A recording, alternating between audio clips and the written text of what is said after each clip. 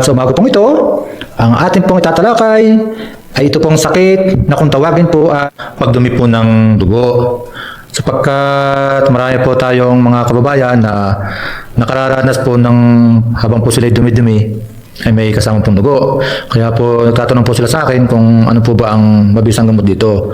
Subalit bago po tayo dumako doon, ay atin po munang isa-isahin bakit po ba ang tao ay nagkakaroon nga po ng dugo pag po sila ay dumudumi. At ayon po sa mga eksperto, bagamat may ilang posibleng dahilan na senyales ng isang seryosong sakit, hindi naman sa lahat ng pagkakataon ay ganito ang mga ito. At para mas maintindihan ng isang tao, ayon pa rin po sa kanila, at kung paano ito nangyayari, ay ayon po sa kanila ay narito ang ilang posibleng sanhi kung bakit nga po may dugo ang kanilang dumi. At unang-una po dito na naging kadahilanan o sanhi ay ang pagkakaroon po ng almoranas. At ang almoranas naman po ay atin na pong naipalabas sa mga nauna po nating mga video. Subalit ganun pa man, ayon nga po sa mga eksperto na ang almoranas ay isang kondisyon na kung saan mayroong pagdugo sa pagdumi. Ito ay ang pamamaga sa rectum o anus. Mayroon itong kasamang kirot. Kapag ito'y napabayaan, maaaring mauwi ito sa seryosong impeksyon. At ayon pa rin po sa mga eksperto, ang ikalawa pong sanhi o maaaring dahilan kung bakit nga po may dugo kapag po ang isang tao ay dumudumi, ay ito po ay ang sugat sa mismong butas ng puwet. At ayon po sa kanila, ang isa sa mga sanhi ng pagdumi na may kasamang dugo ay ang pagkakaroon ng sugat sa puwet o sa inyong anus. Nadagdag po nila ay nangyayari po ito kapag mayroon kang dumi na mahirap ilabas. At ang susunod po dito na maaari pong siyang dahilan kung bakit nga po ang isang tao ay kapag po sila dumi-dumi ay may kasama pong dugo, ay ito po ang tinatawag na inflammatory bowel disease. At ayon po sa mga eksperto, ito pong inflammatory bowel disease ay isang pamamaga ng ating small or large intestine. Nadagdag po nila ay mayroong dalawang uri po ng IBD. Ito po ang tinatawag na Crohn's disease at colitis. At ayon po sa kanila, ang Crohn's disease ay isang kondisyon kung saan mayroong mga bahagi ng digestive tract na namamaga. Sa colitis naman po, dagdag po nila, ang pamamaga ay nasa colon. At ayon pa rin po sa mga eksperto na ang mga tao na may inflammatory bowel disease o IBD ay maaring makaranas ng pagdudumi, pananakit ng tiyan, pagbabara sa kanilang intestines at dugo sa kanilang dumi. At ang susunod po dito ay ang tinatawag po nila na constipation. Ayon po sa mga eksperto, ito ay isang kondisyon kung saan nakakaranas na ang hindi regular at hirap sa pagdumi. At ayon pa rin po sa kanila, ilan sa sintomas nito ay ang bihira at matigas na dumi. At sapagkat matigas ang dumi, nagdaga po nila ay maaring mahirapan ang isang tao sa pag-ire at kadalas ay magresulta sa pagkakaroon ng sugat sa kanilang puwet. At ayon pa rin po sa kanila ay isa itong maaaring dahilan upang magkaroon ng kasamang dugo ang inyong dumi. At ayon pa rin po sa mga eksperto, isa pa rin po sa maaaring dahilan o sanhi ay ito pong diarrhea. At ayon po sa kanila na ito nga pong diarrhea ay isang uri ng impeksyon sa tiyan na nagdudulot ng madalas at hindi makontrol na pagdumi. Kaya naman dahil dito, dagdag pa po nila na nagkakasugat nga po ang butas ng anus o puwet at nagiging dahilan ng pagkakaroon ng dugo sa dumi.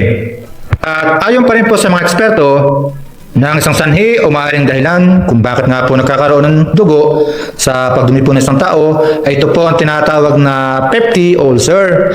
At ayon po sa kanila, kapag sumobra ang digestive fluid sa inyong intestines ay maaaring masugatan ang lining ng inyong digestive tract at magdulot ng ulcer. At dagdag pa po nila na kapag nadugo ito, maaari itong magdulot ng maitim na dumi na mayroong kasamang dugo. At ayon pa rin po sa mga eksperto, ito pong pinakahuli na dapat po nating pag-ingatan ay ito pong tinatawag po nila na colon cancer o cancer sa bituka. At ayon po sa mga eksperto, ito pong kanser sa bituka ay maaaring maging pinakamalalang sanhi ng dugo sa inyong bituka. At naririto naman po ang mga kulay ng dumi para naman po magkaroon po ng idea ang isang pasyente kung ano pa kaya itong kanilang nararamdaman. At unang-una po rito ay kapag ang kulay po ng dugo ay tinatawag po nila na bright, ito po ay matingkad na pula. At ayon po sa mga eksperto, ito po ay nangangahulugan na ang pagdurugo ay mula sa lower gastrointestinal tract tulad ng colon o rectum.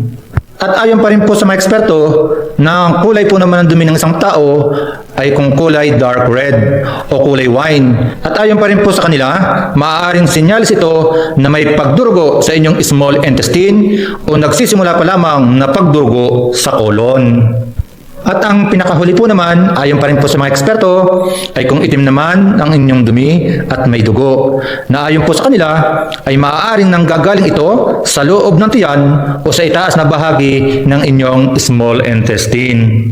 At ayon naman po sa mga eksperto, narito po naman ang mga halamang gamot na gagamitin po ng isang pasyente kung siya nga po ay nakararanas na dumi-dumi po ng may dugo. At unang-una pong halamang gamot na kanila pong ipinapayo ay ang dahon po ng halamang gamot na kasoy. Ang gagawin lang po ng pasyente sa dahon po ng kasoy, ito po ay kakatasin ng pasyente at iinumin po niya ito 3 beses po isang araw pagkatapos po kumain. At ang kanila pong pag-inom nito ay depende po sa nararanasan po nilang pagdumi ng dugo. At ang ikalawang halamang gamot na ipinapayo po ng mga eksperto ay ito pong halamang gamot na kung tawagin po nila ay duhat. Ang gagawin lang po sa duhat, kukuha po ang pasyente ng balat nito at ito po ay kanya pong ilalaga at ipinapayo rin po ng mga eksperto na ito po ay iinumin ng pasyente 3 beses din po sa loob ng isang araw. At gagawin din po nila ito pagkatapos pong kumain. At ang ikatlo po namang halamang gamot na siya pong ipinapayo po ng mga eksperto ay ito pong halamang gamot na kung tawagin po ay kugon.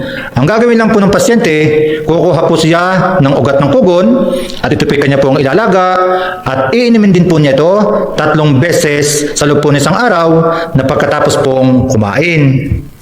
At ang pinakahuli pong halamang gamot na siya pong ipinapayo po ng mga eksperto na gagamitin po ng pasyente ay ito pong tinatawag na ugat po ng malbas. Ang gagawin lang po ng pasyente sa ugat po ng malbas, ito po ay kanya pong kakatasin at ihahalo po niya ito sa tubig o sa alak. At kapag po ito inihalo niya, ito po ay kanya rin pong iinumin 3 beses po sa loob ng isang araw pagkatapos din pong kumain. At bilang paalala po ng mga eksperto, ay huwag po nating ipagwalang bahala kapag nga po ang isang tao ay dumidumi nga po ng may dugo sapagkat maaari pong may problema na po sa kanya pong bituka. Eh siyempre po yung sakit pong yan ay hindi po natin nakikita. Kaya po kapag po tayo nakararanas ng ganito at sa mga ibinigay po nilang halamang gamot na pwede po natin gamitin, ay pinapayo po ng mga eksperto na magpatingin agad sa inyong doktor kung hindi nawawala ang dugo sa inyong dumi, lalo na at may pa kayong nararamdaman kasabay ng dugo sa inyong dumi. So, muli, inyo pong sanang subscribe ang aking pong YouTube channel and then share and like. Ganyan din po, huwag niyo pong kalilimutan na i-click po ang notification bell para po kayo ma-update sa lahat ko pong i-upload na mga videos. Kaya po sa ating pong lahat, sundin lang po natin ang ipinapayo po ng mga eksperto at sagot ko po ang inyong kalusugan gamit po ang mga herbal at mga natural na paraan. Maraming salamat po.